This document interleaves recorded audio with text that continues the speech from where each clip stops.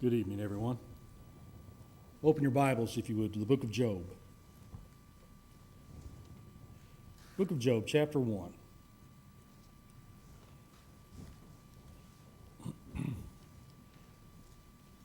We'll be looking at the life of Job here in just a little bit. It's good to be with you all on this Sunday afternoon, Lord's Day afternoon. And it is a joy to be able to be back worshiping with you again, back here in the pulpit again.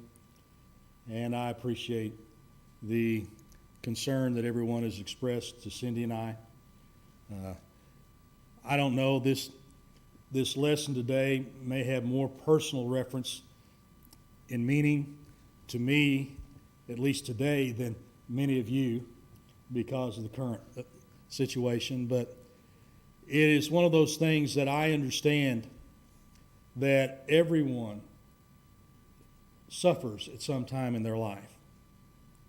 Some more tragic than others, and you never know exactly what's going to happen. And let me give you some examples here. They have nothing to do, well, one example, I was there and experienced it. But the very first example I want you to consider for right now is how people suffer. Think back to 9:02 a.m. Central Time, April 19th, 1995. I was working for the Daily Oklahoman. We had just moved that year into our new offices up on Broadway Extension when all of a sudden we felt our building shake. Now, we're almost 8 miles north of this. And this is a glass tower now.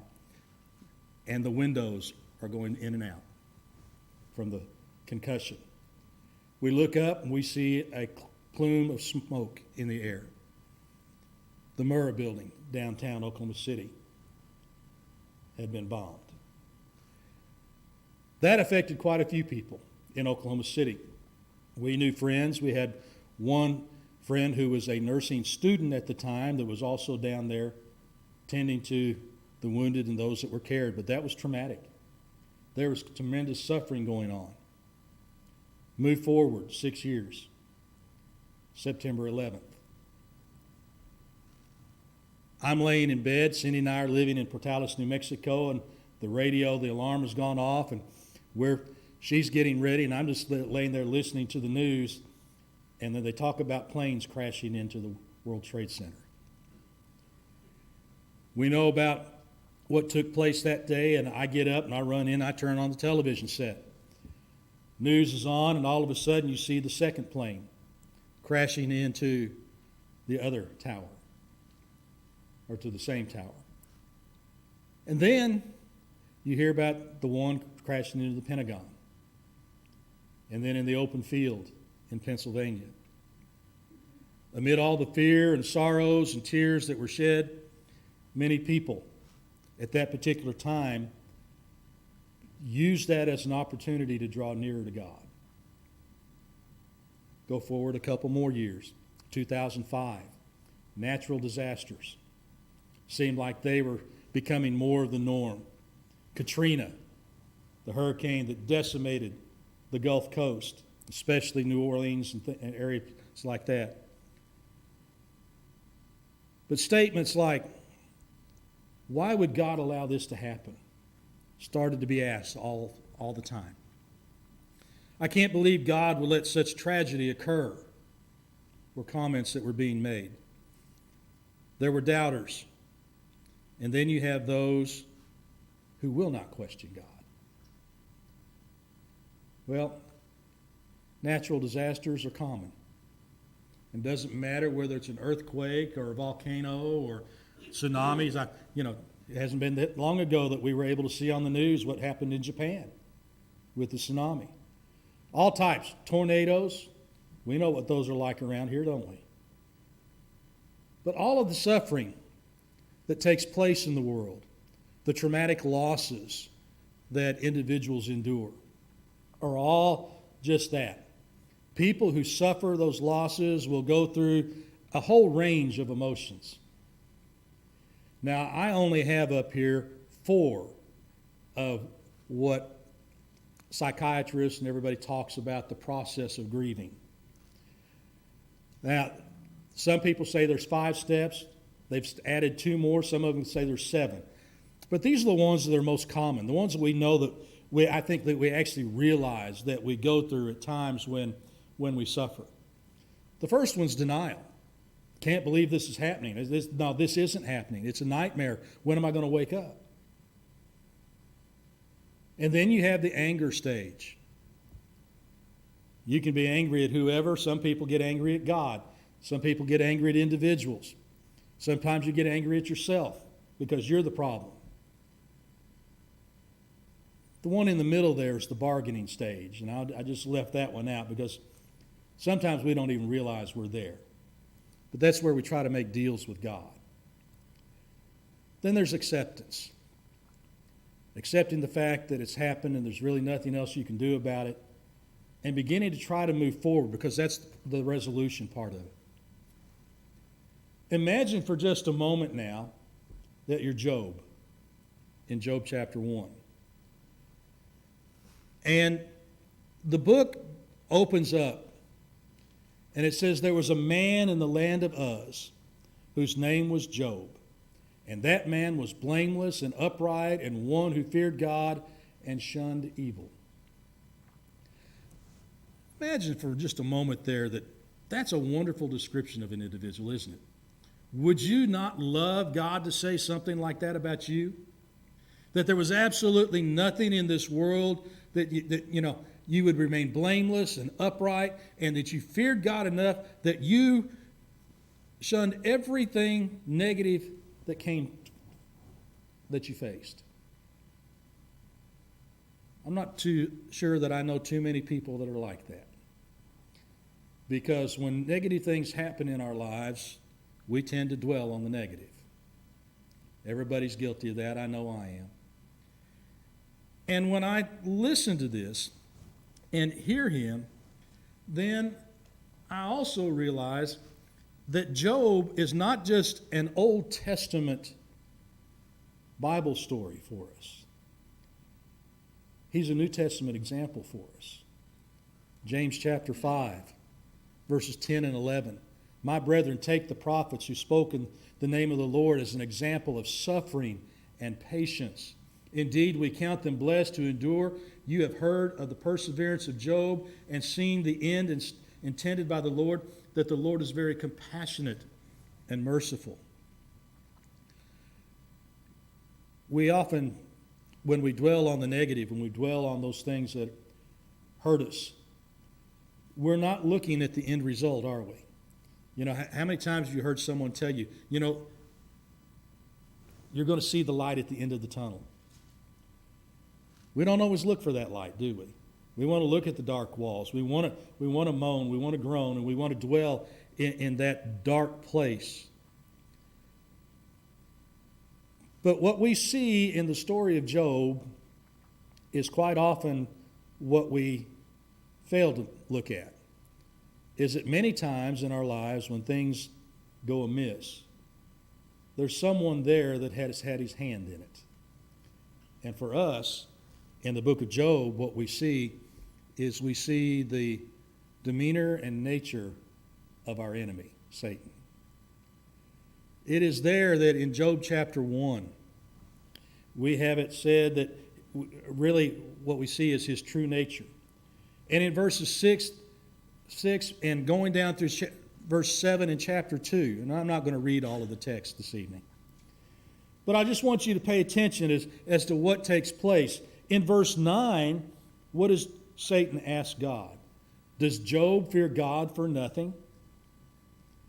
And then in verse 12, it says this, behold, all that he has is yours in your power, only do not lay a hand on this person. And this bargaining that's going back and forth between Satan and God, I guess, if you want to call it bargaining, Satan is wanting to touch Job, and he's wanting to do something to Job and see if this blameless man truly is one who will shun evil, who will not blame God.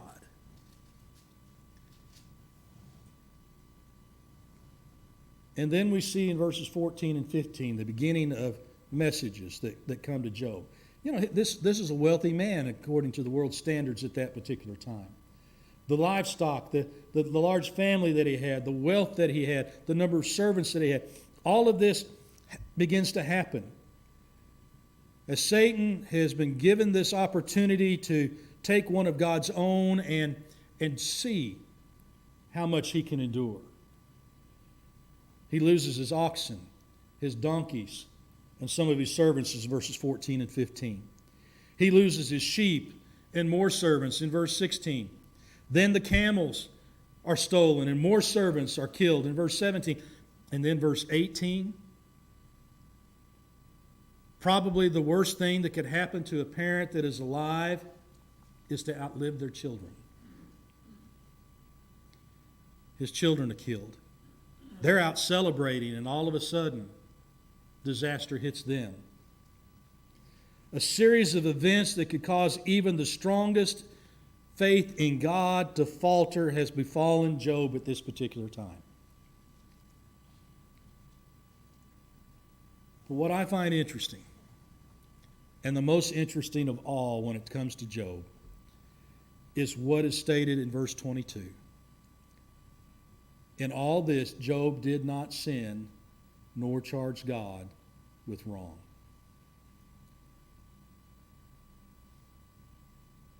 This is an uncommon statement about an uncommon man. It's not something that can be said of every individual, but it's said of Job that in spite of all the disaster that has befallen him, he remained blameless and upright in the sight of God. It says he did not sin and charge God with wrong. Consider that after suffering, Job remained steadfast in his faith. And I think there is an example there that we can learn. It makes me think of 1 Peter chapter 5, verses 8 through 11. You're told there to resist the devil. But you're also told there that, as Peter begins writing, that Satan roams about like a roaring lion, seeking whom he may devour.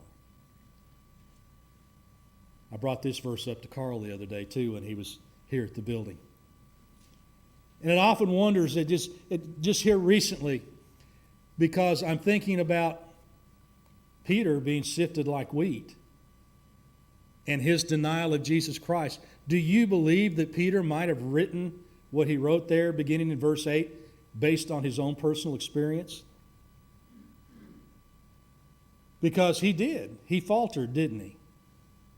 And he succumbed to that roaring lion. Peter became weak, and as lions do, they don't pick out the strong in the herd, do they? They go after the ones that are weakest.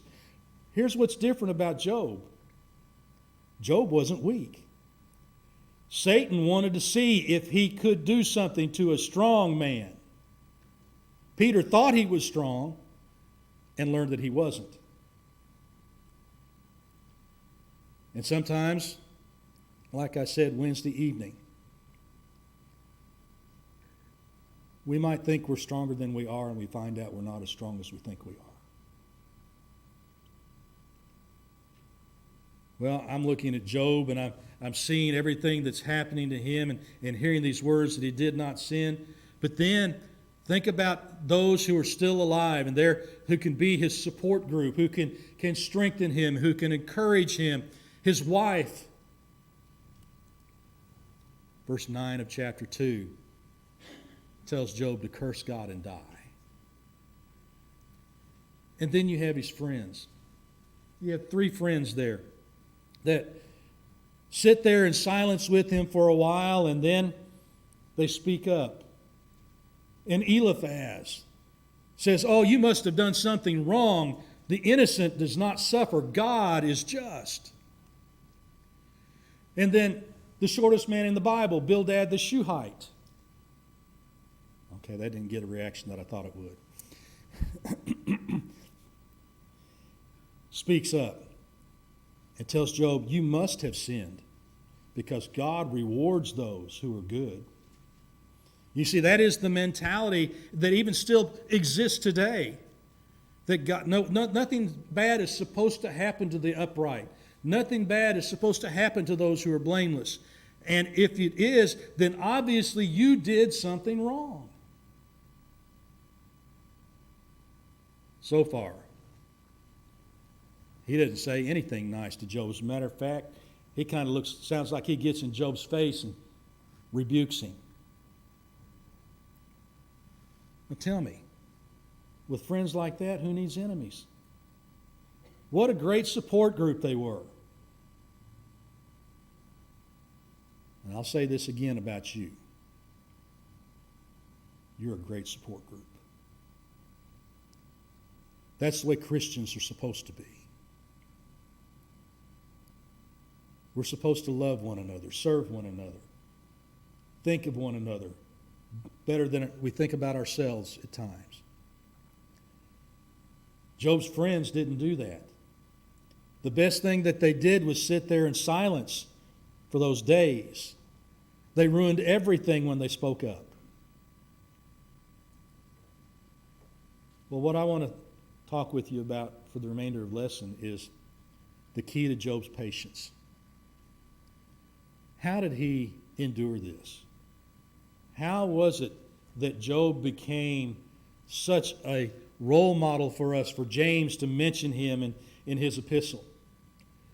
And understand that there are some keys to his patience found within the text of Job. Job chapter 1 and verse 8. The Lord said to Satan, "Have you considered my servant Job?" Now just stop there for just a second.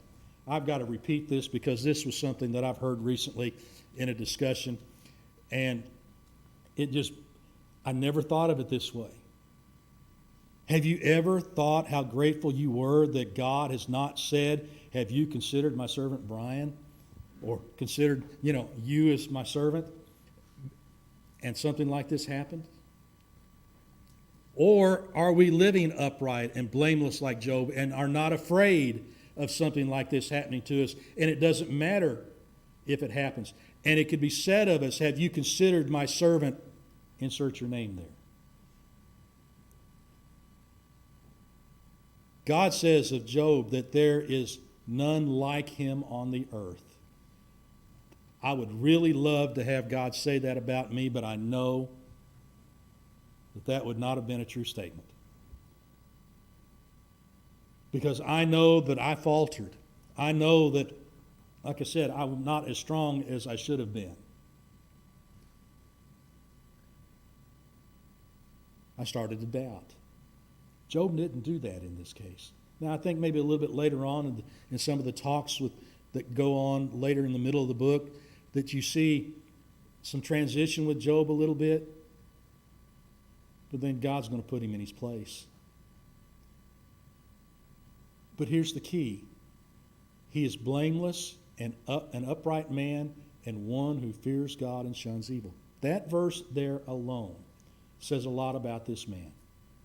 It says so much about Job to be able to remain blameless and upright that God said, "Have you considered him? Of all the people on the earth, have you considered my servant Job? There's nobody else like him." See, Satan might have been roaming around looking for someone who was weak to pounce on. But now he's going to go and he's going to find a strong individual. God repeats this in Job chapter 2 and verse 3, or repeats something similar to that, where he says, "And still he holds fast to his integrity." Remember everything that he's lost. All of his livelihood, his children. All that remains is his wife and the home that he lives in now. Maybe a couple servants that delivered those messages that survived. But he holds fast to his integrity. "Although you incited me against him to destroy him without cause." Satan, do you see what you've done? Satan, do you see what has happened to Job? And do you see what he has and how he has come through this? It says he kept his integrity. Depending on the version that you're reading, the Hebrew words perfect or blameless are used. And in the Hebrew language are akin to the word integrity found in the New King James Version. Its definition is simplicity, soundness, uprightness, sincerity of heart and intention. You see that in Job, don't you? It needs to be seen in us in more ways than one quite often. And there are others in Scriptures that have shouted out and proclaimed their integrity, but they were not always what they should have been. But a couple that maintained their integrity, think about Abraham and Sarah for a while, and Abimelech and his actions towards Sarah in Genesis chapter 20, verses 1 through 7. He kept his integrity, didn't he? And then think about David. Even though we know that he wasn't always the man of integrity that he should have been. The times in his life, Psalm chapter 26, where David cries out, "Vindicate me, O Lord, for I have walked in my integrity. I have also trusted in the Lord. I shall not slip." Those words right there were able, later on, back over in Acts chapter 13, made it possible for the Apostle Paul to say that God testified of David that he was a man after his own heart who would do all of his will, in spite of the fact that David was weak at times. But what does this integrity mean for us? For us today, when you think of multiple biblical examples of integrity, what does it mean to us to hear someone say that he is a person of integrity? Well, from biblical examples, I think we can learn that integrity consists of four things. One is honesty. I believe that Job was a very honest individual in the fact that he was able to see what happened to him and he did not sin. Honesty really has to begin with honesty of self. We have to be honest with ourselves before we can truly be honest with others. If we can be honest with ourselves, we can be honest and have that integrity toward God. And then we can have that integrity being honest with others. And it's one of those things that honesty, again, is not just the best policy. It really should be the only thing, the only policy in our lives as children of God. It will help us cope with tragedy. It will help us overcome the losses that we will face. And then there's that sincerity. When I hear Job and his wife tell him, "Do you still hold fast to your integrity? Curse God and die?" I see a sincere man, a man of wealth who was unpretentious, a man who looked at things, and when it is said of him that he is blameless and upright, this is one who is sincere in his reverence and awe of God, sincere in his faith. Again, simplicity. The part there is the idea of singleness or even single-mindedness. Job had a mind set upon God in order for him to remain the way he did, and consistency. You know, what's Job going to say later on in this book? Something that we turned into an idiom of our own. The Lord gives and the Lord takes away. Like, naked I came into this world, naked I'll go out. Things like that. See, there was a consistency with his faith too. He knew that as one who feared God and was one who was loved by God, one who had been blessed by God, he understood that in order for my faith to remain consistent, I have to learn to be able to take the good with the bad. I have to be able to continue moving forward in spite of evil, in spite of tragedy. And we all face this at times in our lives to different degrees. But how do we work through it? It's our response to this. And we see Job's response to all of this. And like Job then, a Christian should be a person of integrity. A person of integrity will do what? Well, a person of integrity will stand by his conviction, even in adversity, just as Job did. A person of integrity will not compromise his convictions, will not compromise his faith. See, what happened to Peter when he was sifted like wheat was that he ended up compromising his faith. What happened to Peter over in Galatians chapter 2 when Paul confronted him face to face? He had compromised his faith. And I'm not sure that there was some adversity there, because there were those who came from James that he gets kowtowed to, but he compromised. A person of integrity does not do that. A person of integrity will not allow circumstances to hinder him from spiritual duties and attitudes. So I ask you to forgive me for the last couple of weeks, because I allowed those things to disrupt my life. It's not easy, is it, when those things happen? But at the same time, that's why I'm so grateful to be a part of a group like this, because you stepped up. I get this old picture in my mind sometimes of a barn that's falling over. And you've seen pictures of this probably on the internet, and you've probably heard this. But what you'll see is that barn that's starting to lean, and you'll see braces to prop it up. You propped me up on my leaning side. You've helped me, made me stronger. One day, we can all do that for somebody else. A person of integrity will not follow a double standard.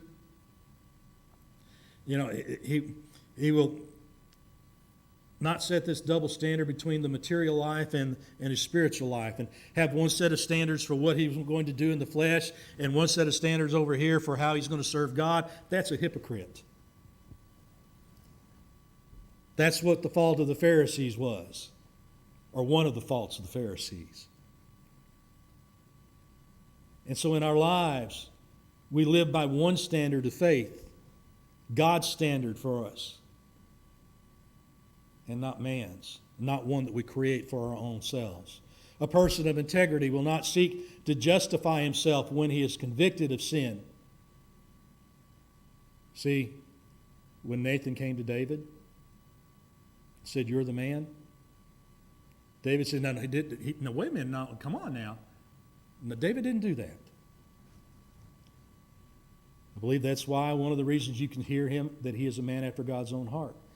Because when he was convicted of his sin, he stood up and admitted it. He confessed it. And that's what we do when we're wrong. We know that there are consequences, but we deal with the consequences of our sin, and we go to God, and just like we were talking about grace this morning, understanding that when we sin, we can ask Him to create in us a new heart, ask Him to strengthen us, to forgive us, and He is going to be merciful and He's going to be just to us. A person of integrity will not excuse himself from spiritual duty because he finds it difficult. A person of integrity cannot pretend to be righteous to cover his sin. A person of integrity becomes single-minded. Our singleness then becomes our integrity. Our integrity is a determining factor between living in the light and living in darkness. Now, Job, he goes through a period there that there seems to be some doubt. You get to Job chapter 38, and God kind of straightens him out with all the where were you when I did this? Where were you when I laid the foundations of the world? Where were you when I stored up the snow and the hail? And where were you, Job? Then I see the humility of Job and the acceptance of Job in that. And I see Job, in many ways, overcoming. Job wanted to live in the light. He did not want to live in the darkness. In Luke chapter 11, verses 34 through 36, the lamp of the body is the eye. Therefore, when your eye is good, your whole body also is full of light. But when your eye is bad, your body is full of darkness. Therefore, take heed that the light which is in you is not darkness. Therefore, or if then your whole body is full of light, having no part dark, the whole body will be full of light, as when the bright shining of a lamp gives you light. That's Job, when you get right down to it. That describes Job right there, because there was not a part of his body that was dark. When I think about 1 John chapter 5, or 1 John chapter 1, I see there too the opportunity for us as children of God to admit our wrongs.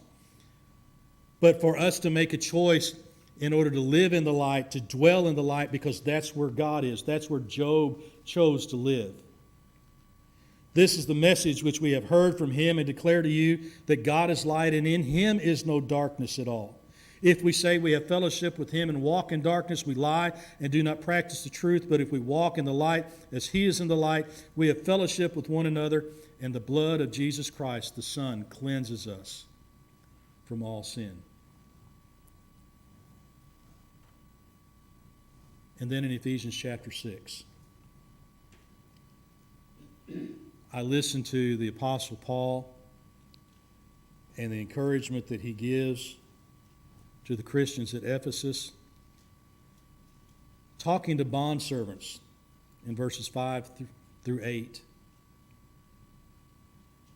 And he says to them, bondservants, be obedient to those who are your masters according to the flesh, with fear and trembling, in sincerity of heart as to Christ.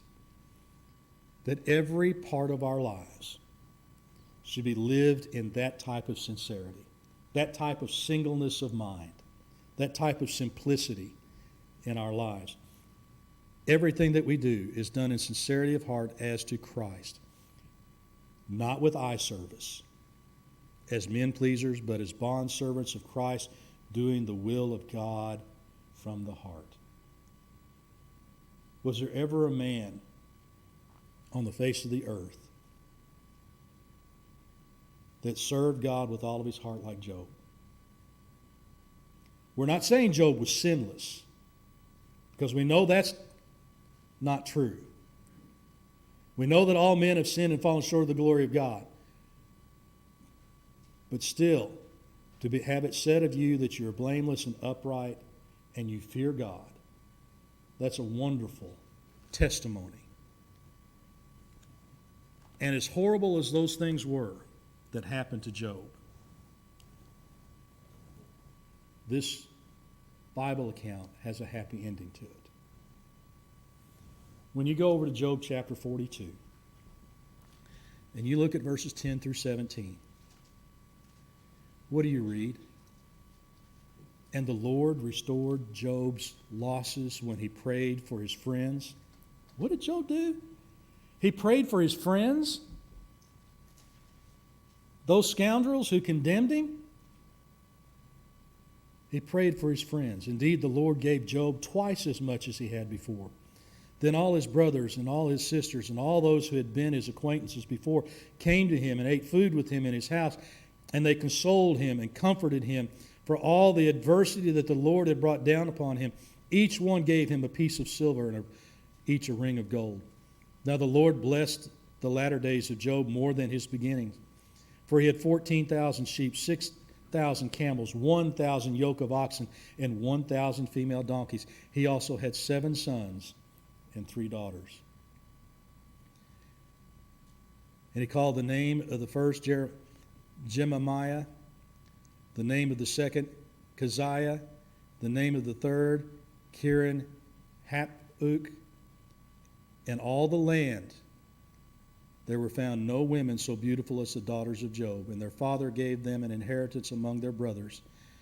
After this, Job lived 140 years and saw his children and grandchildren for 4 generations.